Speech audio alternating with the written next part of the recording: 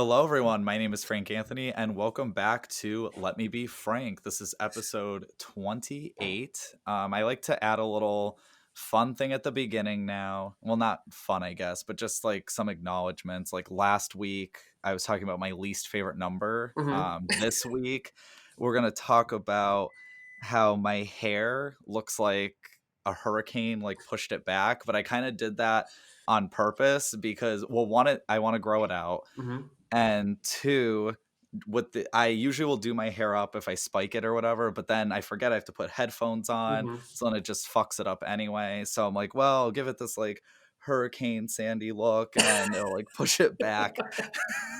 We'll see. We'll see how that goes.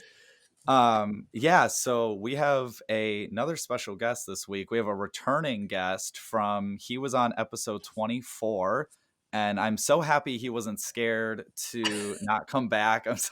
I'm happy and thankful he came back. So we have Hell's Kitchen contestant and co-founder of Kitchen to Aisle Catering and Events, Nicholas Peters Bond. Hello. Hello, how are you? I'm great. How are you? Good, thank you. Good.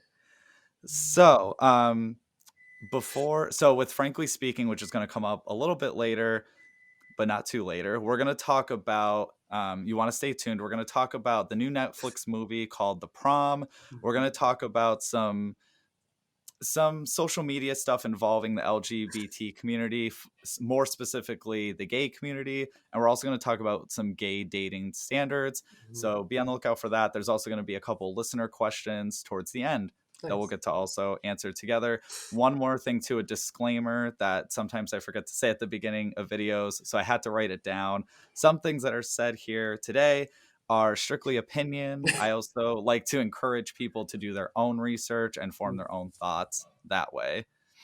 That's a good Okay. disclaimer Yes. because I I think have to do that, especially because last week involved like politics and stuff. And, yeah, you it can know, get it, dicey. I'm not trying to tell people who and who not to vote for. It's Right. like, do your own research. I'm just, you came to my domain. Right. So You this came is in what my I'm house, so saying. yeah, exactly. Right. So we don't So yeah, the segments on the show are a little bit different that I said at the beginning of season 3. So normally I start with a phone a friend segment, which is pretty much an interview. We did that, like I said, episode Mhm. 24. We have a very like long 50-minute 1 hour interview. So if you guys want to check that out on Nick, you can do that Mhm. for your Hell's Kitchen questions and all that Yes. shit. That's not going to be here. That's going to be Right. over there. I'm But much I more do than just want Hell's Kitchen, you know? Yes. And that's why I'm thankful you came back to show people that you are human. Yes. Other So, sides to me than Hell's Kitchen, so yeah. yes. So yeah, I'm definitely excited. Instead of doing the whole interview or anything, I Mhm. still would like to see what you've been up to, and I saw there are a couple new things that, Yeah. or at least one new thing that you were starting to work on. So yeah, how have you been and what's new? Good. I mean, I've been good. Thank you for asking. I've been trying to just keep busy, especially during like this COVID time, and a lot of people are like picking up hobbies or picking up social media. Or I feel like TikTok is like insanely big right now, and I never thought it would get to that point where people were like becoming rich or like That's crazy. known for being on TikTok. I still haven't like figured that out yet. I'm trying, but it's not well. I think you've seen some of my TikToks. It's cringeworthy. I'm trying to like I can't do like all the kid trends and like all these dances. I'm like it's just I can't do it. I don't think I can maybe, but Well, that's why you have to add the trending hashtags. It has right. nothing to do with your Oh, content, but nothing.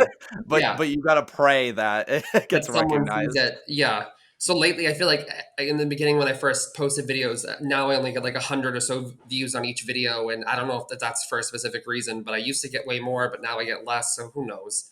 But I've been trying to be on TikTok, which is challenging. But what I'm really excited about is YouTube, and I feel like YouTube was at its height a few years ago, where it felt like everyone was having a YouTube channel and trying to like gain followers and gain popularity through YouTube. But it still seems to be like a pretty prevalent force in like social media community and people's main source of like their videos and things like that, and then they kind of do other stuff on the side. So I'm giving YouTube a shot. I'm giving it a go. I think it's going to be a lot of work because I also obviously own a catering company and I have a part-time job and I have a daughter. So It's a lot of stuff, but I'm really excited about it because I feel like once I start it, I'm going to be held accountable and then I can post regularly. So I'm like, okay, I have to post because people want me to post. And yeah, I just think it was like the initial like pulling the trigger of like, okay, let me start a channel, let me figure out a name, let me figure out like the format and what I want to do. So it's official. It is. You can go subscribe if you would like at Commanding Your Kitchen on YouTube, and that's with me, Chef Nick Peters Bond.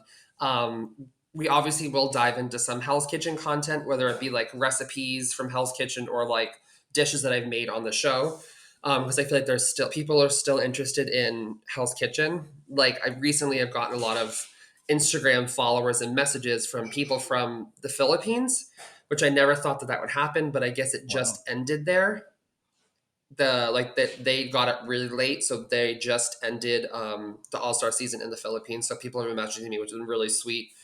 So it's just interesting how social media works, and yeah. But I'm on Instagram and YouTube and all that good stuff, so I'm excited about that. Awesome. And it is funny, that you mentioned the whole thing with the Philippines. Hmm. With this podcast, I thought like, oh, I think like maybe me and my ex are listening to Yeah, this podcast and that's it. Maybe a friend or two at most. And then yeah, you start seeing the demographic it's interesting. and there's people I actually have what is it, Canada, the UK and China Interesting. have like I have some bigger percentages coming up there now and I also have the Philippines really small. Yeah. So it is, and yeah, it's really cool to see that. My YouTube channel is just it's like a graveyard, but we'll Well, get there. I mean that's I feel like that happens a lot because it is. Well, you also have your podcast now, so it is a lot of work to be doing all these different things, and then having to like focus on each one and make sure each content is like current and up to date, and it's a lot of editing like we talked about, and like it's just a lot of work, but I'm excited to make it work and have that be like my drive, like because I'm passionate about it and I'm excited. The main point of my YouTube channel I think is going to be basically be a getting back to like the time where cooking shows weren't all reality TV based. So Yes. technically it's my reality, but it's going to be really focused on being a cooking show. I'll probably have my daughter on for a couple episodes. People think she's a riot and she's very funny. So I think she'll have her on for a couple things. And my main goal is to recipe test and develop different recipes with hopes to launch a cookbook next year. So you'll have Wow. the cookbook and then videos that you can look back at, like me recipe testing or follow along with me. So that's kind of the goal. So we'll see. That is awesome. And yes, Yeah, your daughter is so yeah, adorable. she's cute. She's She's very gonna be a cute. star in some Oh sort yeah, of yeah, way. yeah, yeah, for sure. Yeah. But just to remind the audience, Mhm. what are some of your social media links? And yeah, what was that YouTube thing again? It's Yeah. gonna be in the description as Okay. well, but just in case people don't feel like reading, they're Yeah. like, we want to listen to Nick's beautiful voice. It's not. People actually recognize me by my voice now, and I'm like, that can't be a good thing. But but so the YouTube is Commanding Your Kitchen, and it's you can find me right on YouTube, and if you want to subscribe, you can. My first video is going to go live next week, and Awesome. I'm also going to be posting like an introduction video, kind of like a little like sneak peek of like what I want to talk about on the channel. And then on Facebook and Instagram, it's at Chef Nick Peters Bond. So those two are the same. Awesome. Yeah. Awesome. Awesome. Twitter Awesome. is no. I feel like Twitter, No, it's just a different world on Twitter, and we'll get into that, I'm sure. I gave up on Twitter. The only reason I still have a Twitter account is because Tiffany Pollard, who was in New York, Yep. we follow each other. That's amazing. It's the only reason I keep it because Aaron Carter and I used to follow each other, but Yep. we had this really weird falling out. That's a long story. Oh, all right, you'll have to tell me that sometime because I'm very interested. I'm yeah, the lesson is I'm not the best with men and he's a mess. Yeah. You know what's funny is one thing that people don't know about me is I'm so infatuated and so big into like pop culture, pop music, and what's going on in like pop stars' lives and things like that, which is so random, but like that's like a huge part of my like interests. So Mhm. you saying that makes me laugh because I've seen videos of him and another YouTuber called Trisha Paytas. I don't know if you know who she Uh, is. Yes, yeah. she's very polarizing, but anyways, I'm digressing. But yeah, that's pretty cool. Tiffany Pollard, I'm obsessed with her. I love her. I love her too. She's She's so the funny. best. But yeah, anyway, so before we get too off track, let's get into the next segment, frankly speaking. So we are going to start off with this Netflix new hit movie. I think it's in the tip. It's in the top 10. Just the tip. No, it Yeah, is in the top 10 for the Netflix movies right now. It's called The Prom. It is directed by Ryan Murphy. And the story takes place in Indiana. I forgot the city. I don't even know if they mentioned the town or city, but I don't know. I know it's in Indiana, and it stars some very famous people like Meryl Streep, Nicole Kidman, Keegan Allen Key, Kerry Washington, and there's some new people too. The main girl, Emma, I think she's like a new actress. I liked her. Yeah, And yeah, we're gonna get I just wanted to we'll give get at into least it. a little bit of background. Yeah, Yeah, we're gonna sorry. bring in James Corden. I like to forget about him. Sorry, not sorry. I almost forgot to mention him. But and yeah, the movie pretty much is this girl named Emma. She wants to take her girlfriend who is still in the closet to prom. And oh, by the way, too, just another disclaimer: there may or may not be spoilers. I'm gonna try my best, but not promised. I don't know. We'll see. Because I want us to get into it. Yes, totally. So listeners and watchers, you were warned. Yeah. So Emma wants to take her girlfriend to prom, but because with it being in Indiana, it's not the most, I guess, accepting Hmm. area or state. So that school specifically is really against that. And there's like these Broadway stars that try to help get the prom going and stuff like that. So yeah, Yeah. I guess before I go into I definitely broke a couple things down in here. But yeah, what's some of your thoughts or one thought on the prom overall?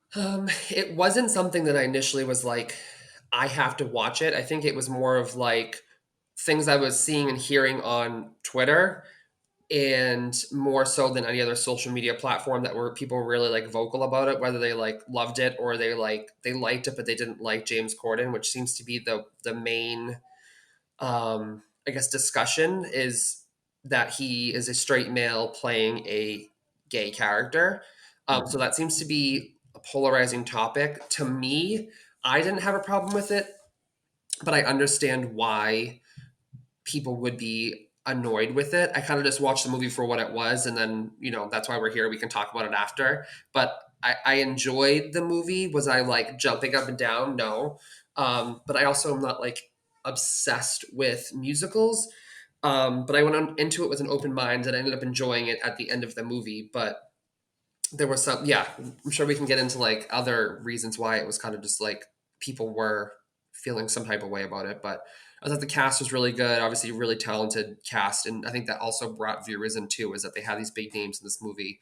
Right. Um, yeah, and plus I like Ryan Murphy's work. Most of the stuff he's done, I really like. I like the American Horror Story like whole series.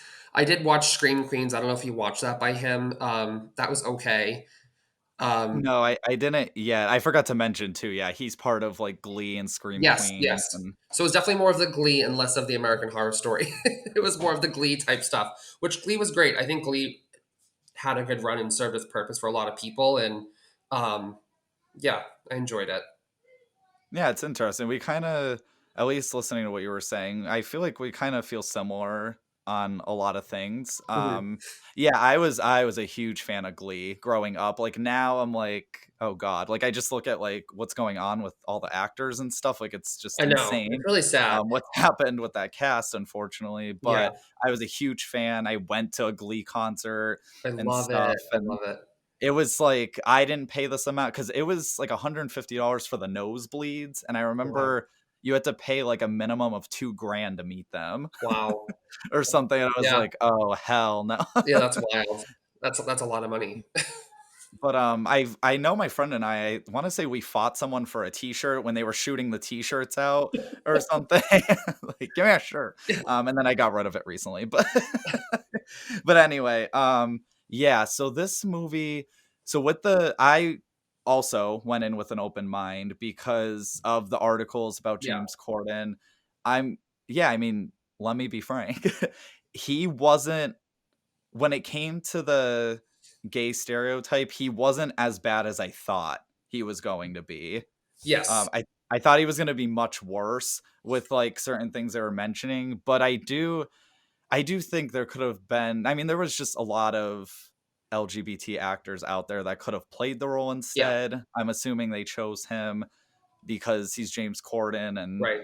he definitely has a big following right now. But I mean, I think there are like some famous gay people, if we want to get into that, that could have played Yeah, the role totally. instead. He honestly was one of my least favorite characters out of.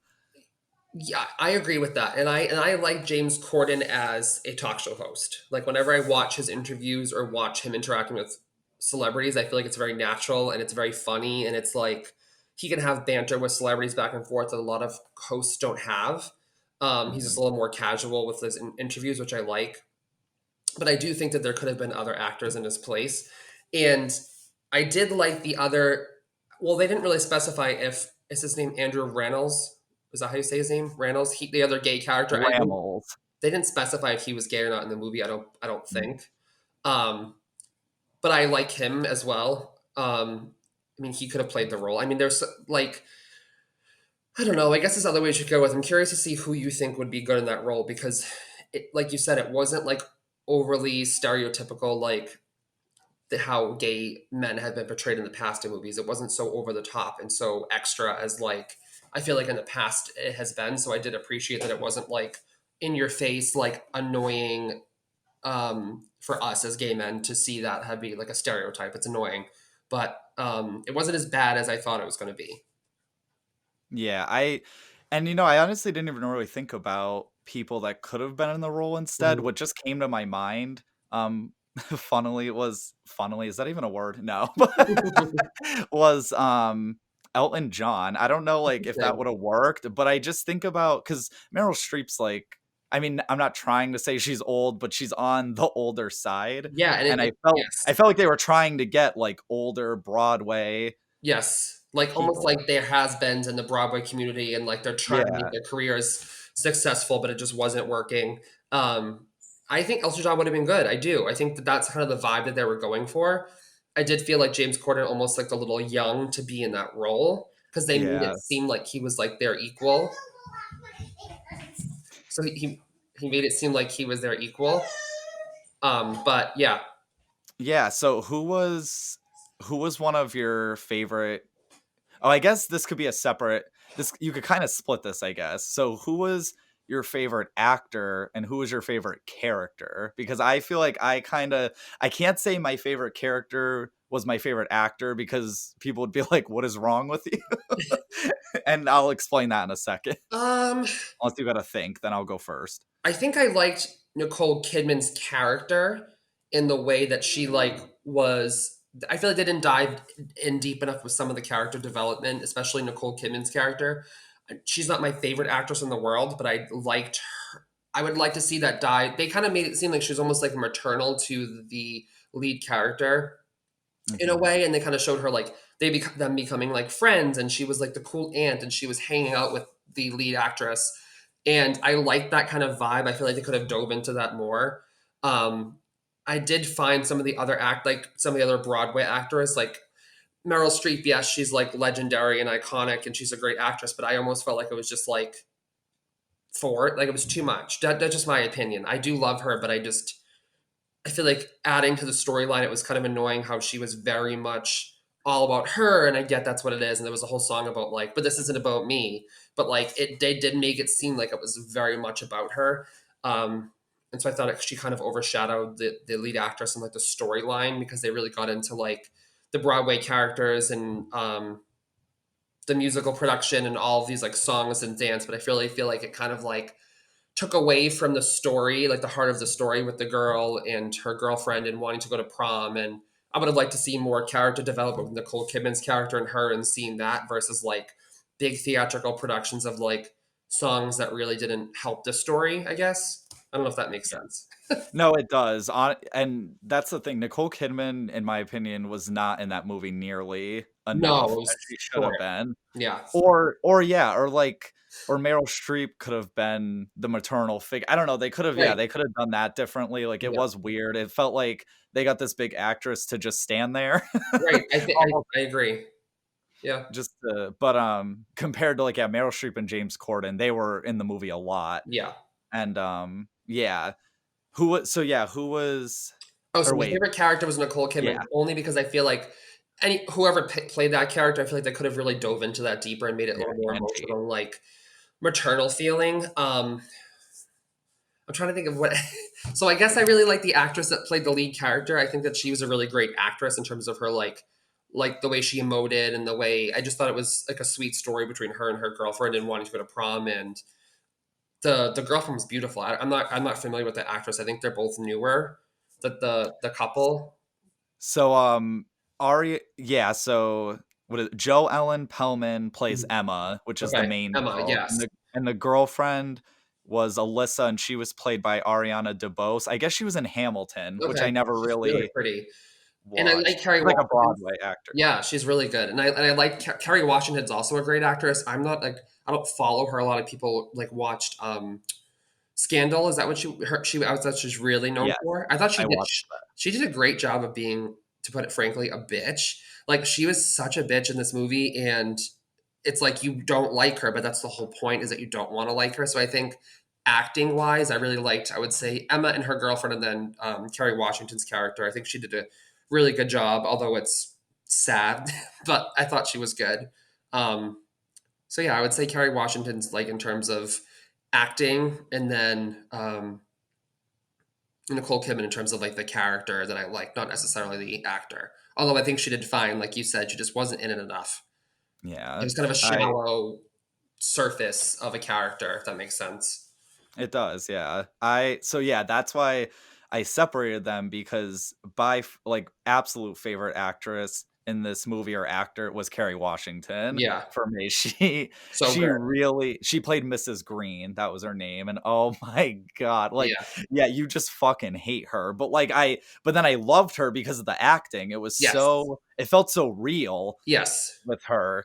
And I did watch all Scandal, so I was a little bit so her and Nicole Kidman I am like little fans of. Yep. And James Corden in general, I'm not the biggest fan of Yeah. him. I still think he did a good job, but in ways, but just yeah. Um, But I think that's another thing. Sorry to interrupt you. I think that's another thing that people. It's like his character could have been so much more. I wanted to have an emotional connection to this character because he was openly gay and struggling with coming out to his mom, and then the mom came, which was she was not what I was expecting to be his mother. It was very strange. She almost reminded me of like Amy Sedaris in like Strangers with Candy. I don't know if you've ever seen that movie. You'll have to no, look it up after. yeah, It's a comedic role, but it wasn't. It was a very I don't know the actress.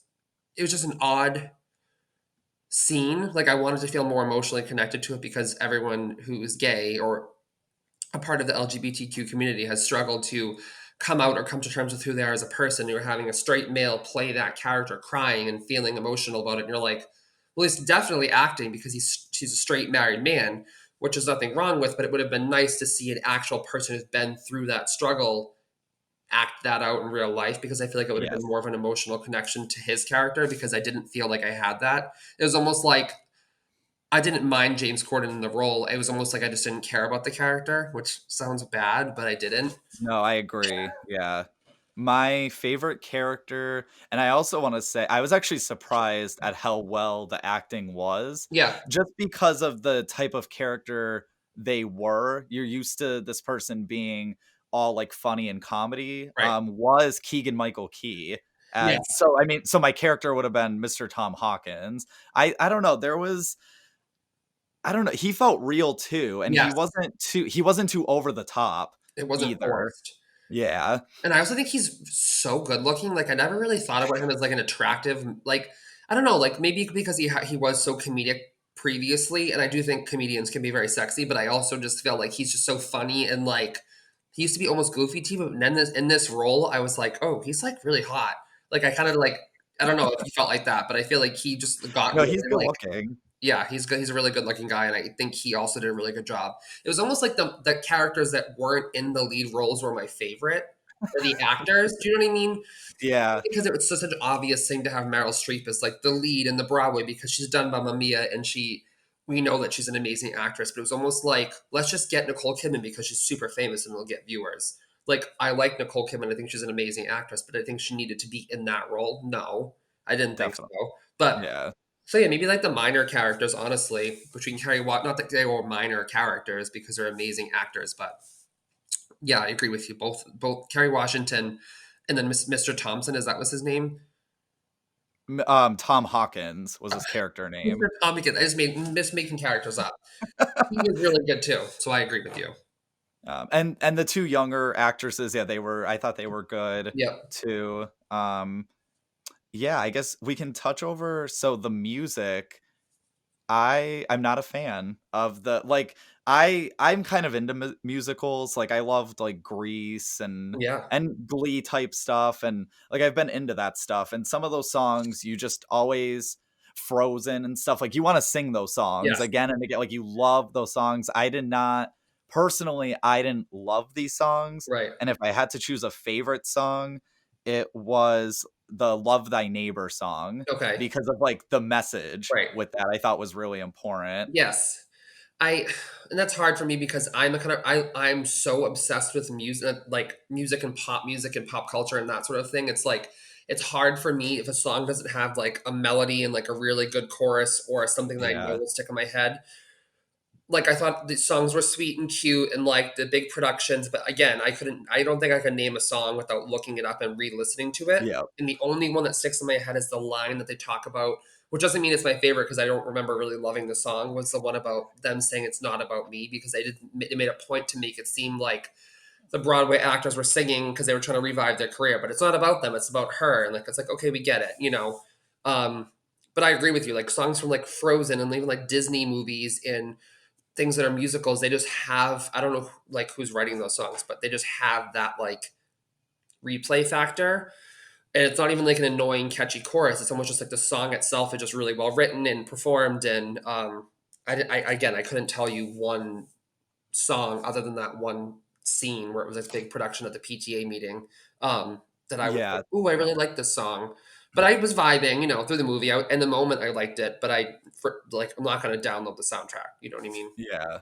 No, I agree too. And with Ryan Murphy, I thought because he was part of Glee and stuff, at first I was thinking, "Oh, like, I was excited for the songs," but then I thought about it too. 90 to 95% of those songs are covers of other Yeah, songs. right. So it's like, this was a time where which I think, correct me if I'm wrong, the prom was is that a Broadway show or it was like a previous I like this think was just a remake? yes, so I looked it up today just to like refresh myself on the characters as I knew we'd be talking about it. And like the prom itself was a movie from 19 or I think it said 1970 something. I think I don't know if Oh, it's a okay. remake though, but there was a movie which people probably like you guys are idiots, but I don't. I was born in 1988, and I'm a weird person where I love new things, but I'm pretty sure there was a show or a movie or something called The Prom back in the 80s or 70s, I believe. It sounds bad, but I loved the movie so little that I didn't care about looking Oh, I up didn't look it up until if it literally was like an I didn't if it was an right. original. Like again, it was like in the moment, I enjoyed it. Okay, movie was done, went great, went to bed. Probably haven't thought about it since. And I don't know if it's a good thing or a bad thing. I think during COVID times and like if people are listening, I think you should watch it. I think it's an entertaining movie. Do I think you need to like I'm not gonna like lose sleep over it or like think about it because there's some movies that I watch or that I'm like it sticks with you and you're like that was an amazing movie. The acting was superb and you're like wow that was really amazing. It really touched you. And I thought that was gonna get to that point of being like emotional. And it takes a lot for me to cry because I'm not the most sensitive person in the world. But I didn't obviously cry in this movie, but I felt like I almost wanted to for James Corden's character, but it just never reached that level of like caring about the character development because it was so overclouded and oversaturated with subpar music that I almost was like, okay, like I almost didn't have a connection to the characters. If that makes sense. I don't know. No, it does, yeah, I Well, that's agree. hard, but I mean, hey, it is what it is. Before we wrap up the prom, I was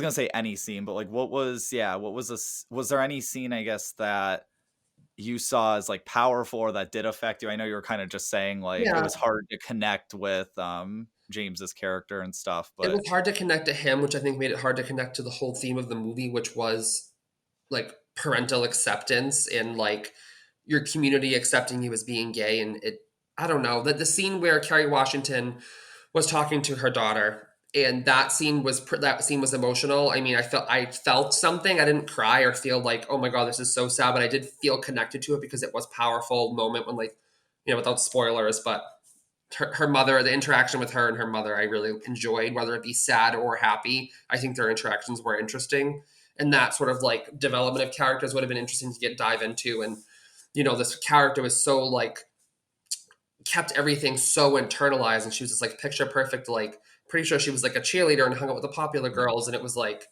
god forbid she came out as gay, like she would have been stoned by her mother. Like that's the way Oh, they made you feel, is like that was the whole time in the back of my mind was like, oh my god, this character is going to have to maybe come out to Kerry Washington's character, who was a monster. And I was like, oh, that kind of stuck with me.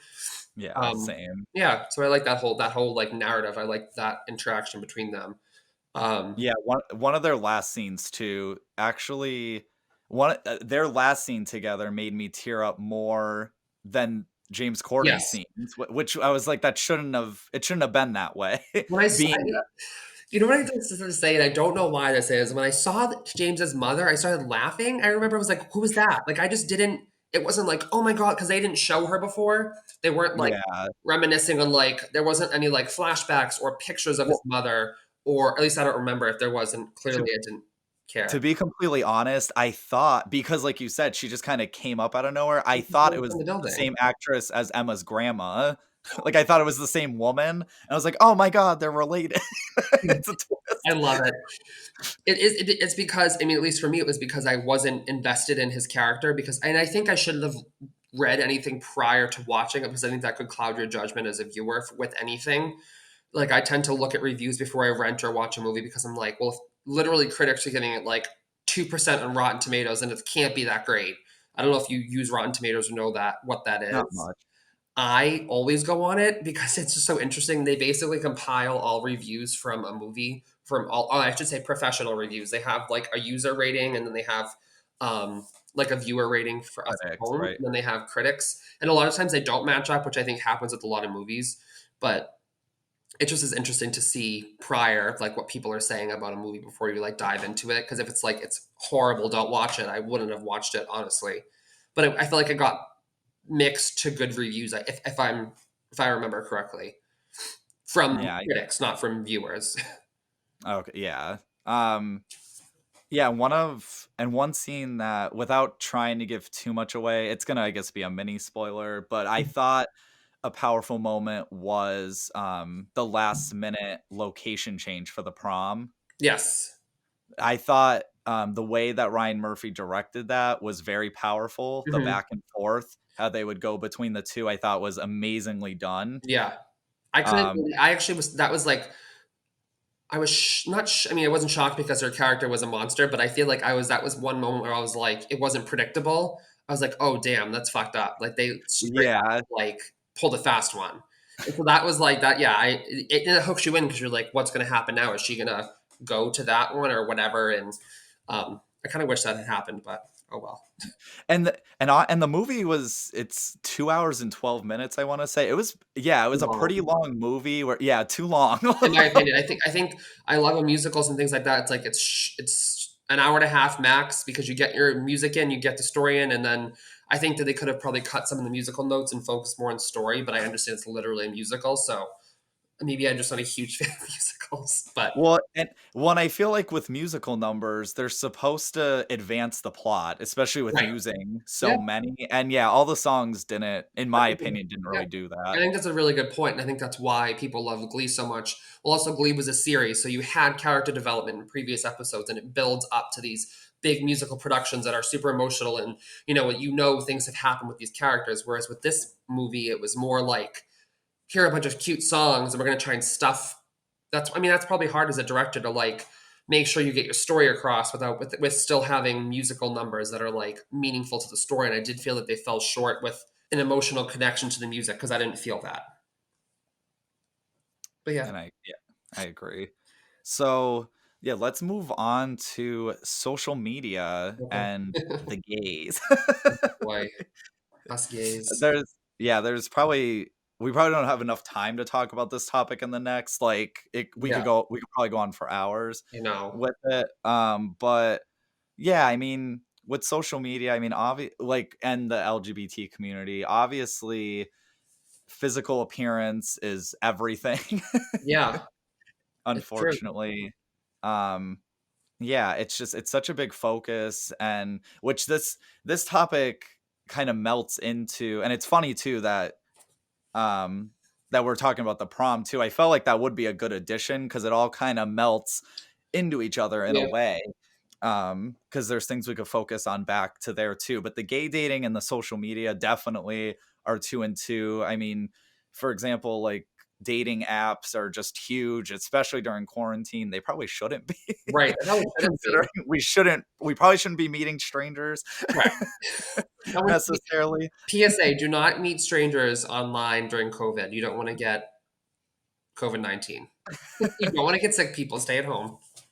But something too I wanted to bring up with the whole social media thing that I know you can definitely give us some insight too because of your following is the Yeah. whole fact that followers equal value, a Yes. person's value. I Mhm. feel like that has become some social construct. And also obviously followers can equal money Right. as well. I'm someone that will have 1,000 followers or less. So my audience isn't super big, but I know on your Instagram alone, you have Mhm. at least 20,000 followers, Yeah. I So want to say. yeah, it's funny because I remember when I first was on Hell's Kitchen, I was 24 or 25, and I'm 32 now. So it seems like such a long time ago. I literally look like a different person. I look like I'm 8 on the show. A lot has changed in my life since then, but it is interesting because I think I had around, I don't know, I want to say a few thousand before I was on the show. And then it was like 10 to 13 after season 14. And then it just slowly grew over the years. And then now I'm at like almost 23,000. So it's interesting to see how many followers I've gained in the past 3 to 4 years from just on Hell's Kitchen and Chop Suites alone. But I will say it's interesting. And I think that I may be guilty of this too. It almost is like your follower count reflects on how attractive a person is, even though you may not be like your typical person or type or something like that. And I think that it is kind of sad, especially on Twitter. I found this to be like the main spot of a lot of this. It's like they even call themselves the Twitter gays, and then I feel like there's like three different groups. It's like Facebook, which I feel like is almost obsolete at this point, and then there's Instagram and Twitter, and now TikTok. But TikTok's like a whole other conversation. But um, with our age at least, I feel like it's because TikTok's so much younger, it's not the same. But I think on Twitter, it's your follower count reflects on how many likes you'll get, reflects on how many comments and people sliding into your DMs, or reflects on how people view you as attractive or not, which is interesting because I don't know if it's because people see the follower count rising and they're like, well, some the people other people like them, so I must like them too. Do you know what I mean? I don't know if that makes sense. The Oh, it way I'm, totally yeah, does. I'm happy you mentioned that because yeah, you could look at there could be someone very like let's just say this hot guy, and we'll say right, a hot gay guy. right, There's like his picture, yeah. and then for some reason they only have 90 I wouldn't followers. So trust them. then you start to get suspicious. You're like, Yeah. are they a fake profile? Yes. When maybe they just don't wanna like maybe they Right. just don't care They about just that don't care. shit, or maybe or like with Facebook friends, maybe they just don't want a lot of Facebook friends. Yes. Like, Yeah. what's wrong with that? Yeah, and I think it's interesting because a lot of that I've noticed that I follow on both platforms, Instagram and Twitter. It's interesting because it's usually the opposite. So, like myself, I have a decent following on Instagram, but I don't have a big following on Twitter. But then there are Neither do I. guys on Twitter that have like 10,000 plus followers, but on Instagram they have 1,000. So it feels like they focus their more attention on Twitter because that's kind of where they're getting their following in, and they see them trying to gain their Instagram popularity. But it's almost like two separate groups of gay men, Twitter and then Instagram. I don't know if this is crazy to say this, but that's just how I feel. I feel like it's like if you're huge on Twitter, you're typically not going to be huge on Instagram, and vice versa. At least that's been my experience. Um, Huh. with people that I followed on Twitter, and then they try to like link their Instagram. So I'll go to their Instagram and like their or follow them on Instagram. And it's like they only have, which is 1,500 followers is awesome. It's not like a bad thing. But then it's like on Twitter they have like 20 or 30,000, and I'm like, that's crazy to me. So I just think it's different types of people using different apps. Oh, definitely. Yeah, A big follower, deception that I notice the most is, I mean, TikTok. You can get 500,000 followers or a right. million followers and then have 2,000 on Instagram. Yes, yes, it's very similar. And it's a whole different demographic on TikTok initially because it was a lot of younger kids who were, I would say, like what, 16, 15, and then it's like all the way up to now. There's like people who are older than me and people who are like 40s and 50s getting famous on TikTok. So I think it took a while for that to happen. I think it was mostly like if you weren't and like in your late teens dancing, then you weren't going to get any followers.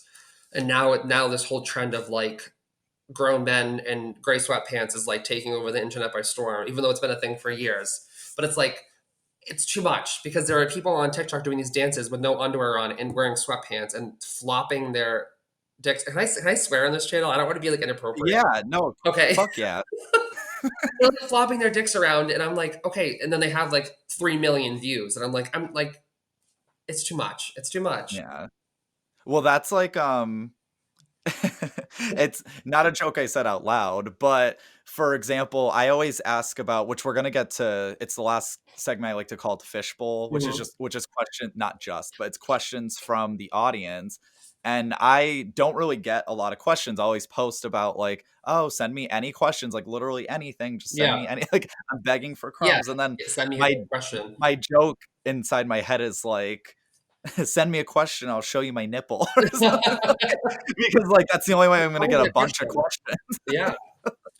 And that's become huge too, is like likes and follows have I thought it would have been the opposite trend because I feel like social media for a while was like you like I feel like the last 5 years it was like you can be beautiful with no makeup and it was more like natural and you don't need to face tune so much and now it's getting back again going back to show me your torso, shake your ass on TikTok and Instagram and you'll get followers and that's how you're going to get famous or you have to dance for a camera to like get famous and I think it's almost getting away from like no you don't need to do that you can be naturally beautiful and you don't have to be a certain perfect body type and now it's flipped again and now it's like no you do well we're going to say that you don't but the views and the likes don't lie in my opinion a video Yeah, of me I standing there dancing versus a video of somebody else who was like ripped and sweatpants with underwear on is going to get far more views than mine would get do you know what I mean yeah, and yeah, which is unfortunate, and one message I really wanna get across to the audience, for especially for the younger audience, for people who are listening or watching,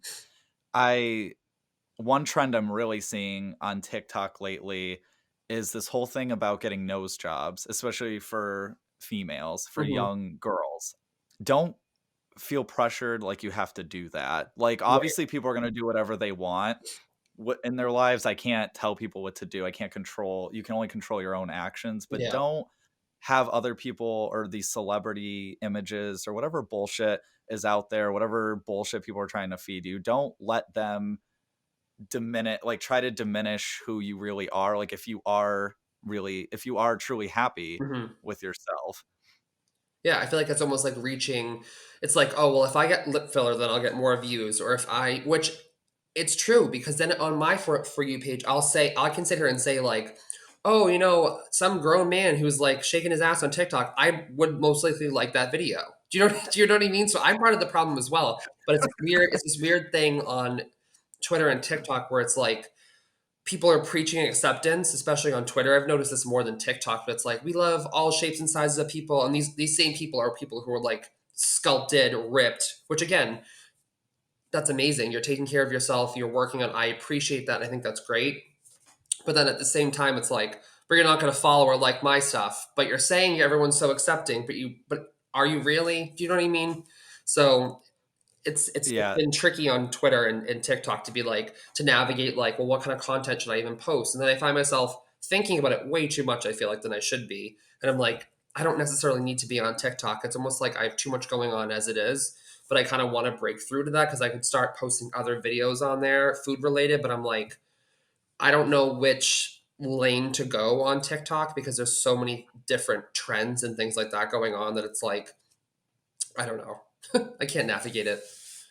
I guess the main point of this topic is don't feel like whatever you decide your content is gonna be, yeah, Mhm. don't, especially if it's stuff where you're like practically an OnlyFans for free account. Like, don't like if that's not who you really are, if you're not this like sexual person, don't Mhm. portray that on social media. Don't make it look like Don't force it. you're a hoe if you're not a hoe. Right. Which is nothing wrong with being a hoe. Listen, No. the whole life is great, but it's not for everyone, and don't feel like you need to do that. And that's another thing that even myself I've talked about. Like, I was like, OnlyFans. I'm like, do I need to get an OnlyFans? Not for like explicit X-rated content, but like other like things. Like, do I need to get an OnlyFans? Is like I feel like every single person now, especially during this quarantine, has gotten OnlyFans. Which again, not knocking the hustle. I'm so for people making money and doing what they love. If you love to do that, then that's great. But if you felt pressured to do it just to make money, then that's a different story. You know what I mean?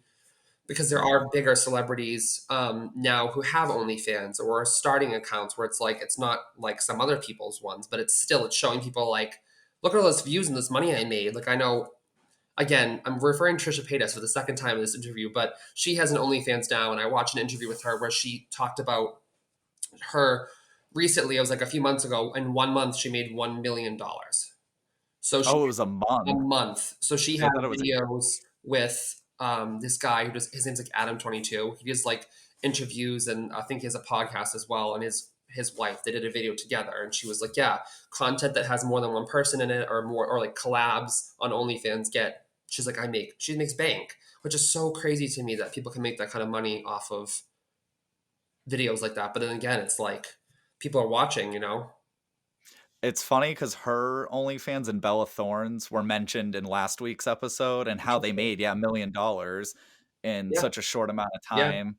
Um, and yeah, the issue with that, not necessarily them doing the content. I'm not trying to Like I said, I shame or think it's shit on great because, people. right, if you're happy and you feel comfortable with your body and you want to, like, I wish I was that comfortable with my body. I'm not, but some people are, and I think that's, and if you can make money doing it, I'm not. Not, I think OnlyFans is a great platform for people that feel comfortable doing that, but don't feel. I feel like people are getting pressured into doing it Yes. because everyone else is doing it, and look at all the money and followers and fame they gain from OnlyFans. Like I said, even I was thinking about it. I was like, what am I doing? I'm like, I can't have an OnlyFans. Like, this is no one's at first of all, no one's gonna subscribe. Second of all, it's too much. For some people, it works though. So again, I'm not knocking it. I just maybe I'm just jealous. I wish I could. I wish I had Well, an OnlyFans. Is what it's come down to. well, no, that's what I was gonna mention. That the problem is that all like a bunch of people will see someone successful in something like that, for example, and then want to know, well, how did they get successful? And it's the same thing with like TikTok when Mhm. I mean, freaking, I don't even want to say her name. I can't stand her, but you know who, the little There's like four twat. or five of them that are four or five Yeah, young girls that are like very popular on TikTok, yes. and they're everywhere, everywhere. Yeah, like she has 100 million followers now or whatever. Like I said, Yeah. she's like the Voldemort on my channel. I just don't want to talk about her, but and except for right now. But um I just and I'm okay, now it's gonna be a mini rant. I just can't stand people who don't value what they have and they're Mhm. very yeah, they just don't I don't know. I'm trying to think. I just forgot the wording of it, but Well, I know what they're you mean. Yeah. ungrateful Yeah, of and yeah, that was a huge thing. It was like a scandal in the TikTok community. Is like that person. The one thing that I saw being a chef is that this is actually kind of relates. Is that there was a well-known chef who was cooking this family dinner, and the clip that they posted online, they looked like ungrateful. They looked like uncultured. They wouldn't try any food. They wouldn't try new things. They were being rude and fresh. And it was like then I'm like these people are 16 years old, Nick. I'm like, but again, if it was my daughter acting like that, I would be like, don't be rude, don't be disrespectful. This person's cooking you a meal. So I see both sides of it because again, Trisha spoke her mind about this family and those girls. I mean, she always goes too far because that's just her persona, but she talked about it, got tons of backlash, and then they came out being like, it wasn't like that. And I just feel like if you're going to be posting stuff online, like just rewatch it again and make sure you think that you're genuinely think you're being portrayed in the best light. And that's not to say that I haven't been on TV saying things that I was like, but I agree with you. I think that this family has gotten big so fast, her and her sister, and I'm sure you'll be happy to hear this. They're starting a TV show. I'm pretty sure on Hulu, it's going to be essentially like the Kardashians, but it's going to be about their family. Um, But I just feel like the personalities really aren't there for me. I think I think they're No. great dancers, and I think that I'm sure she's a talented girl. But in terms of like having like I've watched some interviews with her, and it's you can tell she's young. Is I guess what I'm referring to is you can tell she's young, doesn't really know how to interview, seems uncomfortable, doesn't really have a huge personality. Where it's like it's mostly just people I think looking at her for the like her dances, and then it's like idolizing her because of how many followers she has. Yeah, I mean, honestly, very little skill. This is all opinion. Yeah, if I wanted to watch white bread being heated in a microwave, I just do that at home, you know? Like I I don't really want to watch that for an hour or a half hour. I, I'm sick right now. But I'm not disagreeing with you either because I do think that a lot of people feel the same way, and I think that's also why the Kardashians were so polarizing in the beginning of their careers is because people were like, what are they famous for and what do they do? And I genuinely now think that the Kardashians, most of the Kardashian family has legitimate businesses and Yeah.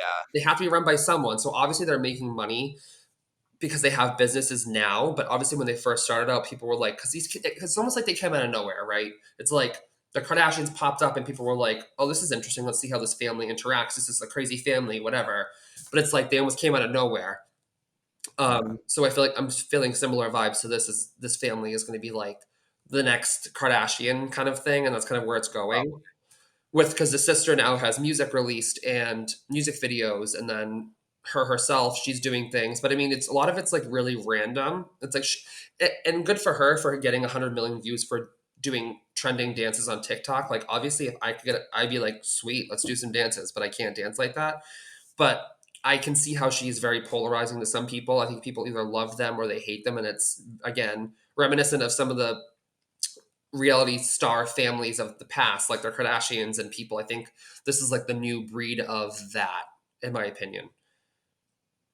So I don't know. I guess I don't have an opinion either way about them. I I was gonna say, yeah, we got way off topic. Yes. To end that whole little thing, I just yeah, whenever I think about them, I just giggle to myself, and I realize I guess I'm not as privileged as I thought I was, because there's people who are even more like Right. them. Yeah. But anyway, some let's talk about some gay dating standards. Hmm. And I definitely am curious on your take too, because you are married. Hmm. So I kind of want to hear a little bit about that too in Yeah. a second. I found an interesting quote. It was by Gabriel Arana. I think I said that correctly.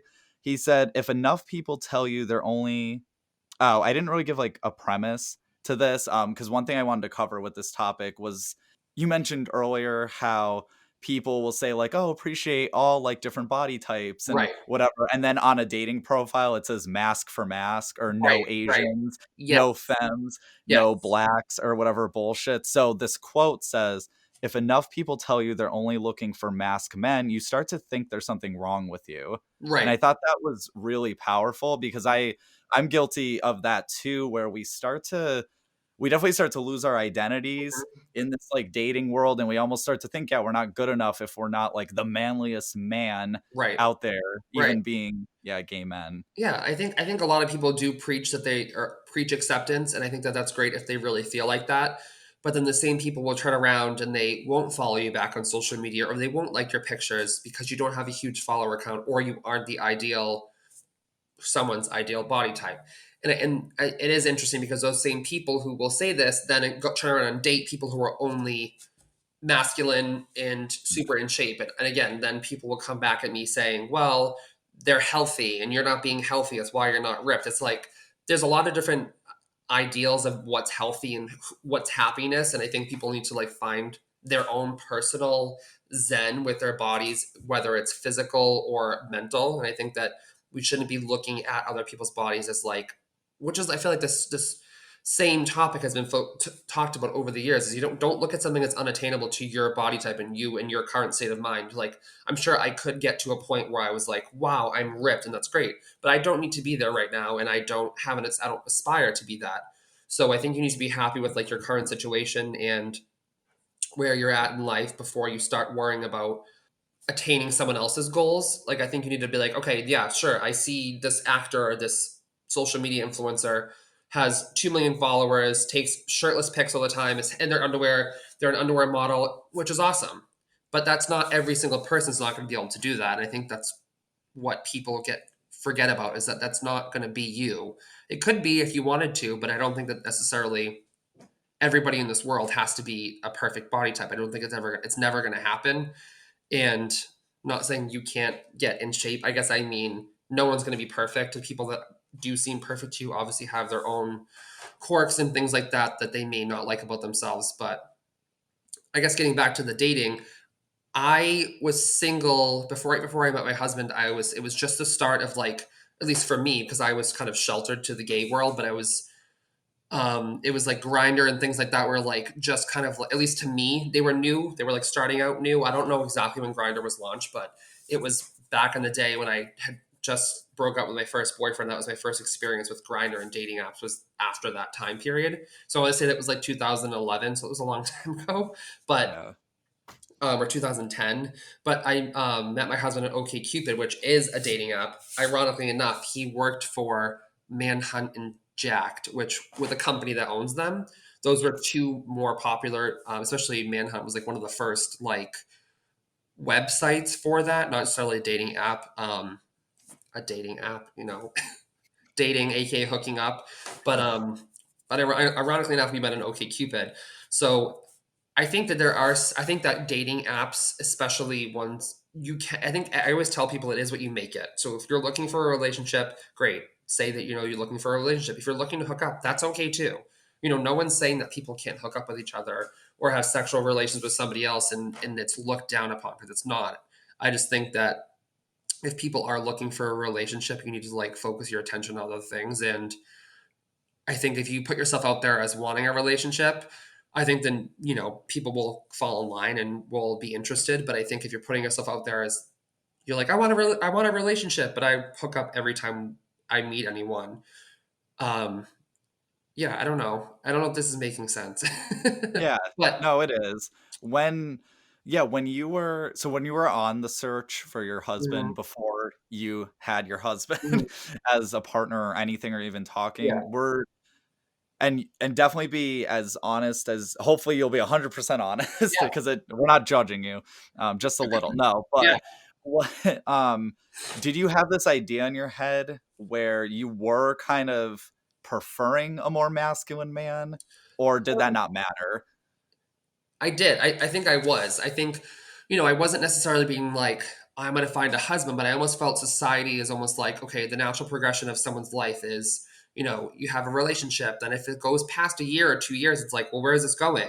Are you going to get married? Are you going to get a house? Are you going to buy a house? Are you going to have a kid? I always feel like these steps are like, it's a stereotype that you have to follow that. And I feel like the gay male does not fit into a lot of those stereotypes of like society and what you should do, and that's why people look at the LGBTQ community differently, is because we are different and we don't necessarily follow those straight standards of a pattern of life, I guess. But I think I did, looking back, yeah, I think I definitely was more attracted, or am more attracted to people who are more masculine, especially, I guess I would say more masculine than I am. But then I was open to dating anyone, and I did date people, a couple different guys when I was younger who were less, not that I'm masculine, but less masculine than I am. So I've dated both ends of that sort of like spectrum where I was like open minded.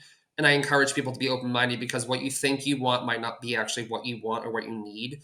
Um, Exactly. so it's good to have an open mind, even if it's just one date. I found myself doing a lot of first dates, knowing that it would just be a first date, because I had never dated before. So I was kind of nervous to like start that and need some practice. So I was like, well, let me go out with this person, go on one date and see what happens. And you know what I mean? Um, but yes, I do think I was initially looking for somebody that was more masculine than myself. And I don't know why that is, or what psychology behind that is the reason. I think it could just be society and um, like gender roles, and also roles in the gay community is like someone be like one of the person in a gay male couple being a top and one being a bottom. And now like I just feel like my mind frame is so different than that, and I think that everyone should be able to do whatever they want and date whoever they want and have an open mind. And yes, to answer your question, I do think that when I was first started dating, that's what I was looking for, versus letting things just come to me, if that makes, yeah. Yeah, I'm guilty of the same thing, and yeah, I mean, I think a lot of us are, and there's definitely a lot of psychology behind why we do what we do with that, or why we've kind of molded into like the specific society that we are Right. today. And I mean, I think a big part of it is the environment. There wasn't a lot of proof out there about like our biology Right. on us being like attracted, or like on being more masculine or being attracted to a more masculine type thing. I think a lot of it is a big like societal Yeah, effect to it. I definitely. something too that I wrote down that I like talk about like more, because it's already a struggle to date, but what adds an extra struggle to dating, especially in the LGBT community, is if you're a person with some sort of disability, Yes. and how that just makes it even way harder, because I personally don't have one, but I can Yeah. only imagine just getting, because I mean, I've been passed on just for various reasons, but to just Right. like get constantly passed on Yeah. for something like that, something you can't control, you were born I with. yeah, and I almost feel like some people are fetishized, yes, for certain disabilities or a physical like abnormality, or if there is a trans person on a gay dating app, it's or I just feel like a lot of different people in our community are fetishized for different reasons, and I think that that needs to stop as well, especially in the Yeah. trans community, because you know, a trans person should not have to go on a date worrying about if they're going to get murdered or not because Yes. they weren't born a female. You know what I mean? That's who they are. They are female at their core. And people are so crazy in this world to hate somebody so much that they want to murder them or attack them or make fun of them just because they're living their best self. They're trying to be their best self as well. I think everyone else should be their best self and authentic self. And that takes time. It's not going to happen overnight. Like, I wasn't comfortable with myself until I really started dating, like, my husband, I would say. Once I got married and I have a child, now it's like, I don't give a shit what anyone else thinks about me. You know what I mean? Especially with being on TV, it's like you have to get ready for that backlash of people aren't going to like who you are as a person. And I've been lucky that the majority of people, I also don't search out negative comments anymore, but the majority of stuff that I get is a lot of love. And I think that once you're comfortable with yourself and you're happy in what you're doing in your life, then that's going to reflect on other people. And I think once you find like inner peace with who you are as a person, then people almost start to see you in a different light, and they are more attracted to you as a person, not necessarily like in a sexual sense, just like a as a friend or someone they want to watch on YouTube or someone they want to click and like and things like that and follow their journey. But I think people are too concerned. I think it's, I guess, going back to fetishizing. I can't say that word.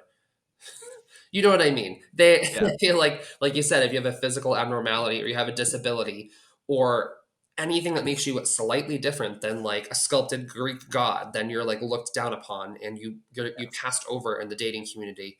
Um, but again, I don't have any disabilities, so I really can't speak on that. But I can imagine it's very challenging for someone.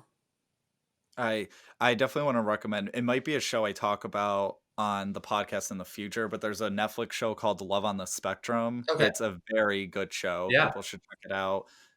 It's about, yeah, people with disabilities trying to date, and yeah, it's a really good like documentary type Yeah. show. We unfortunately have to go to our last segment because we're running out of Mhm. time. But to just wrap up the whole gay dating thing, and this is something that myself and that I'm very guilty about doing, and that a lot of us are, is we need to stop treating, and this is, I guess, the straight community too. We need to stop treating dating like we're going to the grocery store and Yeah. shopping with a list, and we have like all these different requirements that our partner needs, and if one of them isn't checked off, we're like, bye, Yeah. because we're cock blocking ourselves Right. out of meeting certain people. And the same thing goes to, yeah, if we're so focused on, I gotta find a mask, man. It sounds like I'm Right. saying mask, like Ask for Jim Carrey the mask. I gotta find a ask. mask. No. COVID mask. um but yeah, like if we're so focused on like, I gotta find a manly man or whatever, yeah, there's so many opportunities. And like I said, I know I've missed out on a couple for doing shit like that Yeah. too, or trying to date. I know I'm guilty of trying to date I used to tell myself, oh, I'm just trying to date someone who's the most like me. Right. But like, what does that mean? Right. And Exactly. is that really what you need? Maybe it's what Yeah. you want, or maybe then once you have it, you might be like, it's not really what I needed at the time. And I think a lot of choosing a partner goes back to like your mental health. And I think people need to really be like centered and grounded before you find like your soulmate or someone that you do want to spend more time with. I think Yeah. what I learned from my brief stint in like dating is that you have to kind of just go for it. First dates doesn't mean you're getting married to someone. So try it a first date. You might see some things in someone like versus their profile. It might be like, oh, I don't like the way that person's smile looks in that picture. And I will straight up not go for them. But then I started opening myself up to people and I was like, you know what? Once you really fall in love with someone or once you really find someone that you want to spend more time with, you forget about the silly things that you once thought were deal breakers. And that goes with not necessarily just my husband, that's just in general. I think people that I've dated, like my very first boyfriend, he may not have been the perfect person, but there are so many other redeeming qualities about somebody that you really should look at and not think of something physical or something like something so silly be like a deal breaker. Give it a shot and see if it could be something. Because I think once you look past the quirks of a person, that means you really truly love them and you really like them because you know in the back of your head, if I had saw this person at first glance, I wouldn't have gone for them, or oh, this person has a physical abnormality or something silly like that. If you really give it a shot, you can really find out more about a person. And I think that's kind of like the moral of the story is you need to It give is. people more than a social media first glance before you write someone off. Yes. So yeah, if you would, for listeners out there, if you'd like to date me and my crooked ass smile, but my amazing personality, you can call me at one eight See, hundred. Let me be Frank. there you go. That's it. No, but all right. So let's go to the last segment. It's fishbowl. Reason why I call it that is because one day I want to have a shit ton of questions. I want to get a fish. I really, really want to buy a fishbowl so Hmm. I can just fill it with useless pieces of paper Yeah, I love it. Love and answer questions. But I'm only getting a couple at a time, but that's okay. It's better than none. And I it. You look at appreciate these more. people so much for the questions. So Max and Juan Cast ask, and these, by the way, these questions they're just very random. Yep, Like last week we answered about M&Ms. love it. So Max and Juan Cast asks, do you see any progress with COVID-19? Yes, I think especially within the last week, the vaccines have been going out, shipped to a lot of different hospitals and different, I think even like some CVSs and some pharmacies and things like that. And I know people who have gotten the vaccine who've been in the healthcare industry. So I think once you know someone that's getting the vaccine, it almost makes it more legit and real because you're like, it's happening. So I think it is getting better, not necessarily in my area. I live like 20 minutes, 15 minutes north of Boston. And I Okay. know that towns around me and things like that it's still on the rise, but I think hopefully with the vaccine that things should start to get better. But I think they've released meaning I'm not sure who they are, but they've released something saying maybe it was Nancy Pelosi, I don't know. Someone was saying that they think next year we'll still be wearing masks. It it's not going to go away overnight just because it's a vaccine. I think people are thinking it's going to be an overnight cure. It's not. That's not what it is. But I mean, when the first flu first came out, there's no comparison between COVID-19 and flu in terms of like the death toll and all that. I'm just comparing like when that first came out, they must have thought the same thing. Like, oh my god, this is a pandemic. What's going on? Everyone's getting sick, and people die from the flu every single year. So I'm hoping it'll get to the point where it's like, oh, I have to get my COVID-19 vaccine every year. You know what I mean? Like, oh, I better go get my vaccine or whatever. So I'm hoping people will get it and not be afraid and trust science and not think it's some big hoax and conspiracy, so that way we can get back to our lives. Yeah, I mean, I think it's good that we see the vaccine coming out on the news and everything. Yeah, I'm waiting to see. I'm not really, but let me just say I'm joking because I swear I'll get fucking like I'll be put on the stakes and burned if I was like dead serious about like I'm waiting to see like who turns into a zombie after the vaccine. Well, they have been it's a little dramatic. So like the news articles, even news articles are clickbait now. It's like I saw one today that said 6 people out of 250,000 have gotten a serious allergic reaction, and of course, everyone and one of the people that got it, their allergic reaction has had adverse reactions to vaccines in the past. So it's almost like that's going to happen. It's not going to be. No one's saying that this vaccine is going to be like an end all be all. This is it. They're not going to fix it. They're not going to adapt it. So they've obviously, I trust science, and that's just me. Not everyone has to. You can make your own decisions, but I think that it will be very beneficial when everyone does get a COVID vaccine. And I don't think we'll turn into zombies, but it is nice seeing people actually physically getting the like they're physically taking pictures of it and stuff, so people see like it's happening. This doctor is getting it done, and they save lives.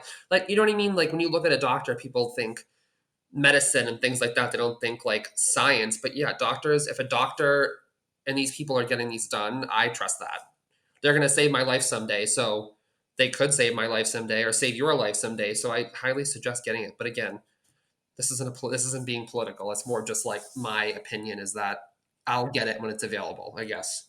So do with that what you will. But And I'm curious to see, because this is definitely like flu season time. I'm yeah, curious to see if there's gonna be this like confusion between COVID and the flu, like when it comes to diagnoses yes. and Well, the stuff. symptoms, I think that's been a big thing, is because now it's like, well, 10 people had a stomach bug or a stomach ache when they had COVID. So that has to, I don't know what the percentages are, but like the symptoms, I feel like in the beginning were like fever, cough, shortness of breath. And now there's like so many other symptoms that come along with that they found out. So I'm sure it could easily be confused. And that's why I suggest, and everyone else is suggesting, especially healthcare professionals, if you don't feel good, it's no harm, no foul to go get tested for COVID. Testing is so readily available now that there's almost no excuse for someone if you are sick. Yeah, it could be a common cold, but you also could have COVID. So, like, I think people are like, well, I'm fine. I just have a stuffy nose. Let me go not wear a mask and be around other people. And I think that's the biggest issue here is that people that don't believe that it's real or believe that I'm not going to get sick are the ones who end up getting sick and spreading it. So, again, just that's just my opinion, but hopefully everyone comes to the realization that the only choice right now is to get the vaccine so we can start getting other people getting it, and then hopefully get the world back to some sort of a normal space once everyone has a vaccine. And obviously that's going to take time, and I'm not expecting an overnight success rate, or I should say overnight success in terms of COVID disappearing, because it's not going to happen overnight. But Yeah. And our other question, so this is a question more specifically geared towards myself.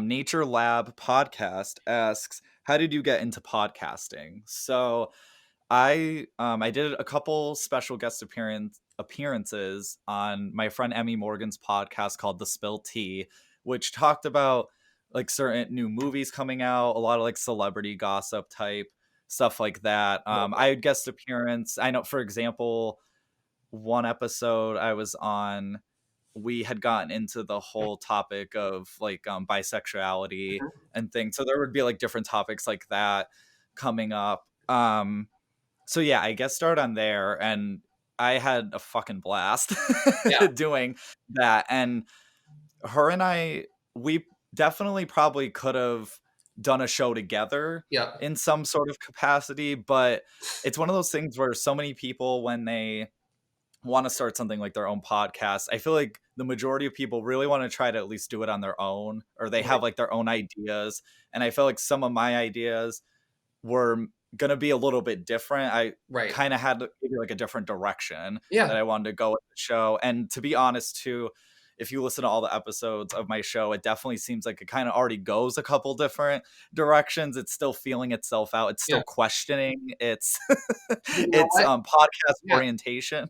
but you don't want to pigeonhole yourself before you got to find your groove, find your audience, find what topics really seem to be clicking with people, and you don't want to just be like, this is how my channel is going to be, and that's it. So I think it's a good idea what you're doing, testing out different Thanks. topics with people and seeing what people respond well to. Thanks. Yeah, I mean, I want the show to be serious, but I also, I mean, I'm a jokester person too, and I Right. want to, yeah, the whole premise, I really just wanted to be open and honest about pretty much like at first it was going to be stuff related to like psychology because Mhm. of I went to school for psychology and that, but then I was like there's just so many things going on in the world that we can Yeah, discuss, or certain topics that we don't discuss enough about. for sure.